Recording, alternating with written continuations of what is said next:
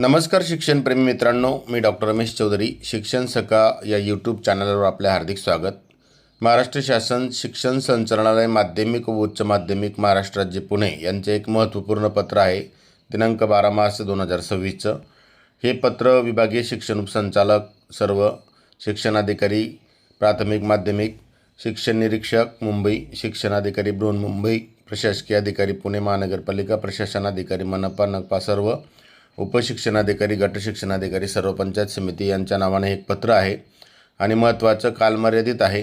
या पत्राचा विषय आहे की सन 2025-26 या शैक्षणिक वर्षातील राज्य मंडळाच्या सर्व माध्यमाच्या व सर्व व्यवस्थापनाच्या शाळांमध्ये वार्षिक परीक्षा दिनांक 11 एप्रिल ते 22 एप्रिल 2026 या कालावधीत आयोजित करण्याबाबत.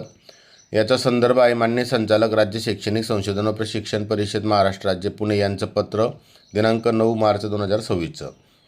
तर उपरोक्त या संदर्भी अनुषंगाने यात असं म्हटलं आहे की मान्य संचालक राज्य शैक्षणिक संशोधन व प्रशिक्षण परिषद महाराष्ट्र राज्य पुणे यांच्या संदर्भीय पत्रानुसार 2025-26 या शैक्षणिक वर्षात पायाभूत चाचणी, संकलित मूल्यमापन चाचणी 1 आणि संकलित मूल्यमापन चाचणी 2 अशा 3 नियतकालिक मूल्यांकन चाचणी म्हणजेच पिरियॉडिक असेसमेंट टेस्ट पॅट इयत्ता 2री ते 8वी करिता नियोजन करण्यात आलेलं आहे.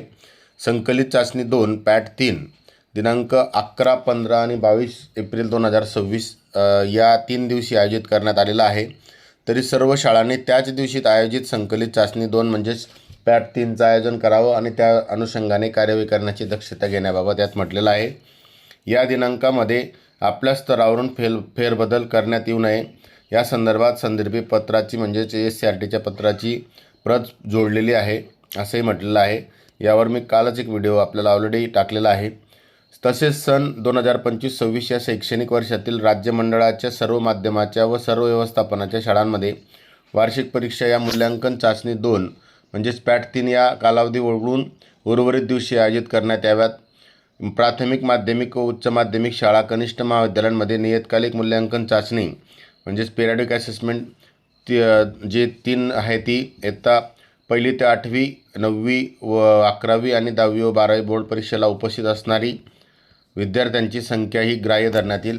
त्या अनुषंगाने सर्व केंद्रप्रमुख, विस्तार अधिकारी, गट शिक्षणाधिकारी, उपशिक्षणाधिकारी, शिक्षणाधिकारी, प्राथमिक माध्यमिक योजना सहाय्यक शिक्षण संचालक, विभागीय शिक्षण उपसंचालक यांनी आपल्या कार्यक्षेत्रातील सर्व शाळांना वार्षिक परीक्षा भेटीदरम्यान भेटी देणे अपेक्षित आहे. एकूण पटावर विद्यार्थी आणि परीक्षेला उपस्थित विद्यार्थी संख्येचा अहवाल शिक्षण संचालक कार्यालयाकडे सादर करावा.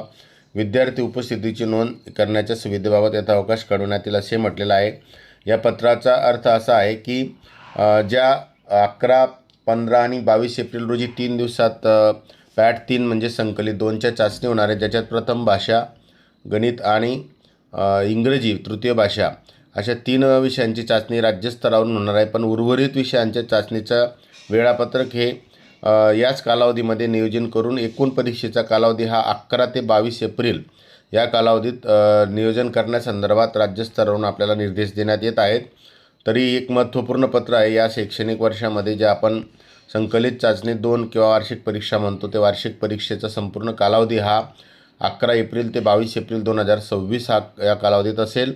आणि याच्यात महत्त्वपूर्ण गोष्ट म्हणजे ज्या पॅटच्या प्रश्नपत्रिका येणार आहेत त्याचा विषयानुसार जे दिनांक दिलेत 11, 15 आणि 22 या 3ही तारखांना त्याच दिवशी होईल यासाठीचे स्पष्ट सूचनाही दिलेल्या आहेत. याच्यात दिनांकात कोणालाही बदल करता येणार नाही आणि सदर परीक्षा ह्या वेळेत आणि कालावधीत व्हावं यासाठी हे महत्त्वपूर्ण पत्र मान्य संचालक माध्यमिक आणि मान्य संचालक प्राथमिक यांच्या दोघांच्या स्वाक्षरीने आलेला आहे.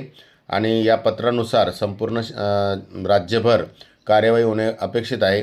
तर आपण या माध्यमातून सर्व शिक्षक आणि शिक्षण विभागातील सर्व क्षेत्रीय अधिकारी यांनीसुद्धा याची दखल घ्यावी म्हणून या व्हिडिओच्या माध्यमातून आपल्यापर्यंत ही माहिती पोहोचत आहेत.